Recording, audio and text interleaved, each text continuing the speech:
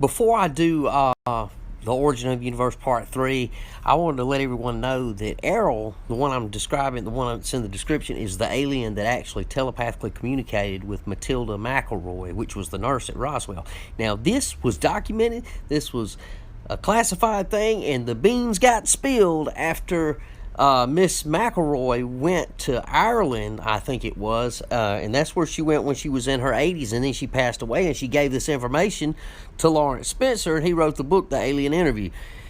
It's too much for me to explain in a TikTok video. You got to go do the research for yourself. When I first heard it, I thought it was absolutely insane.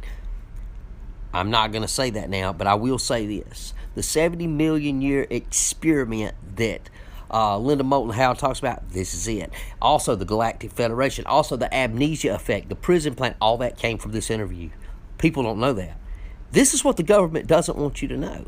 This is the classified, well, it's declassified information that the government doesn't want you to know. And by the way, this video keeps getting removed from YouTube. So I had to actually record it with my phone on my flat screen. So just check it out. I hope you can figure it out for yourself and go find the information, because this stuff is astonishing.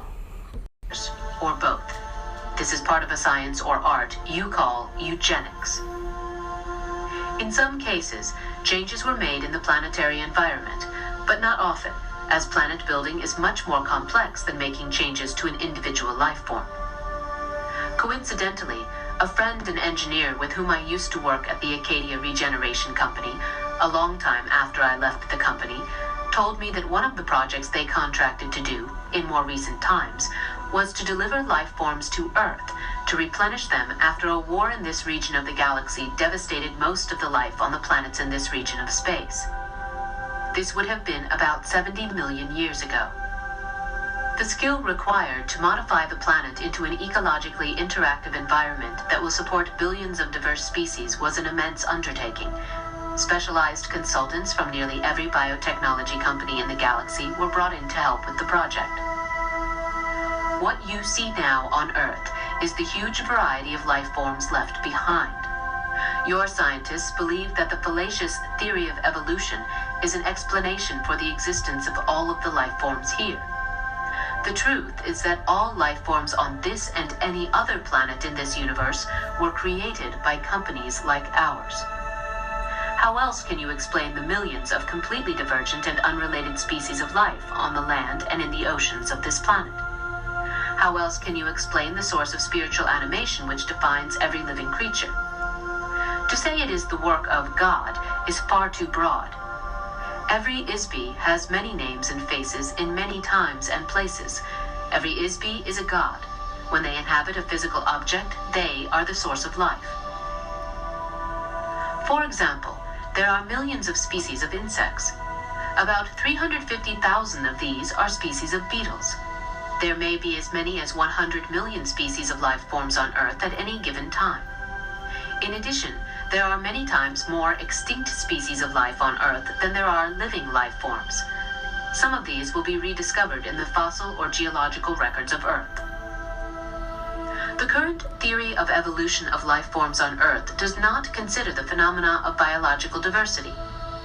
Evolution by natural selection is science fiction. One species does not accidentally or randomly evolve to become another species, as the Earth textbooks indicate, without manipulation of genetic material by an Isby. A simple example of Isby intervention is the selective breeding of a species on Earth. Within the past few hundred years, several hundred dog breeds and hundreds of varieties of pigeons and dozens of koi fish have been evolved in just a few years, beginning with only one original breed. Without active intervention by Isbys, biological organisms rarely change. The development of an animal like the duck-billed platypus required a lot of very clever engineering to combine the body of a beaver with the bill of a duck and make a mammal that lays eggs. Undoubtedly, some wealthy client placed a special order for it as a gift or curious amusement. I am sure the laboratory of some biological company worked on it for years to make it a self-replicating life form. The notion that the creation of any life form could have resulted from a coincidental chemical interaction moldering up from some primordial ooze is beyond absurdity. Factually, some organisms on Earth, such as Proteobacteria, are modifications of a phylum designed primarily for star type 3 class C planets. In other words, the domain designation for a planet with an anaerobic atmosphere nearest a large, intensely hot blue star, such as those in the constellation of Orion's belt in this galaxy. Creating life forms is very complex, highly technical work for ISBEs who specialize in this field. Genetic anomalies are very baffling to Earth biologists who have had their memory erased. Unfortunately, the false memory implantations of the old empire prevent Earth scientists from observing obvious anomalies. The greatest technical challenge of biological organisms was the invention of self-regeneration, or sexual reproduction. It was invented as the solution to the problem of having to continually manufacture replacement creatures for those that had been destroyed and eaten by other creatures. Planetary governments did not want to keep buying replacement animals. The idea was contrived trillions of years ago as a result of a conference held to resolve arguments between the disputing vested interests within the biotechnology industry.